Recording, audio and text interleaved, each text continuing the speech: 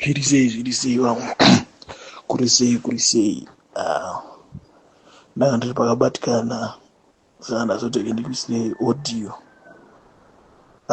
Mwana wamai kushanda chinhu chakangonaka, uchishanda uchibuda ziya zvinhu zviripo hazvina maafter effects. Ndanga ndori nebasa rangu randaitoshandawo mushe mushe, rikazopera ndikazotanga kuenda kuchechi, ndikanzi no baba mamuprofita. Ndakatanga zvangu kuita zvechiprofita, ndichienda mberi nebasa ndobva ndazoona kuti panapa pakuda mari. Ndobva ndaona shamwari yangu, ndobva tataura zvaka, ndobva tapinda murwendo takananga kuMalawi, takasvikaenda kuMozambique. Takaenda kuMozambique ndokatakatanga kupinda, because kana uchienda kuMalawi unotanga kupinda neMoskeni. Tapinda muMoskeni munobata izvi endai kuMalawi. Ndobva tatogadzirira kupinda, tatofura kuenda kuMalawi.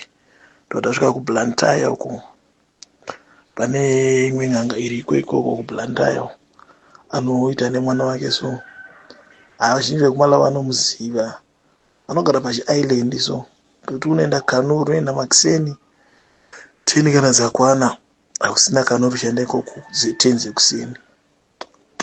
Tanga takatowanda patoenda vamwe vatori nemazitawo asi hatigoni hedu kuzovadoma kuti ndenini.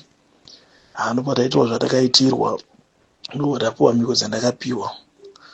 Inge ndinototi inini pachezvangu munhu ari papa ndichinamata chaiko manamatiro andinoita. Inge hakusi kunamata but itori dhimoni rinenge richitaura.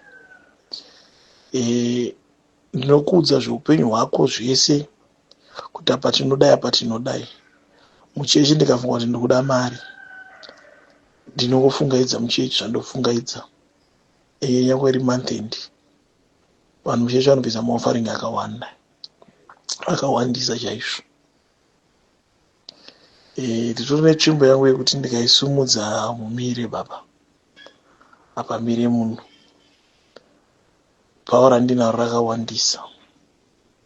Asi dambudziko rakuitika mwana wamai, vana vakatanga kurota vachirara neni, ndichirara navo vana, vachirota ndichirara navo. Ivo zvinozvi vana vanonomuka vachibhilidha kuzasi uko. Handina chandisina pamba pangu, hakuna chandisina. Imba ndinayo, handina chandisina. Handina mari yakasviba, but inyaya kuti handikwanise kuita hangu zvelife yemasocial media. But zvinhu izvi zvandinetsa. Izvozvo vana vakasvika pakutiza nemukadzi, vakaenda. Mukadzi amene kwaari kubatsirwa izvozvi ndakutsva, ndombofunga kuzviuraya. Upenyu ndokurarama usiri mwana. Dai Mwari atibatsira. Enge toda kutaurira kune vese vanofamba vachiti tokaenda kumaprofits. Hakuna kumaprofits, hakuna. Ndini one of them wacho. Michechi kuSouth Africa, michechi kuBotswana, kuUK. Kasi zvatitambudza zvinhu izvi, kuita nekufurirwa nemashamwari. Kutaura kudai, ndiri pakuchema.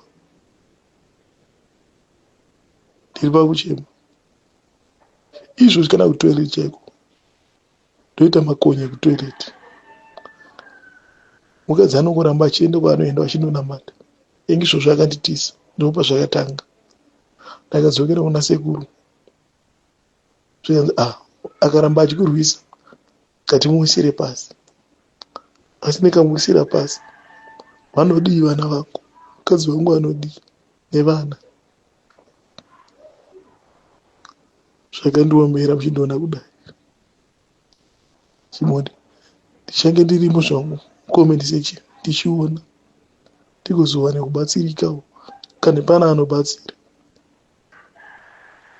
Asi ndambozama kutenderera, kuona ndasvika paextending, ndarwadziwa. Ndachandizokurakidza mumba mangu, handina chisimo ini. uzazozviposta yako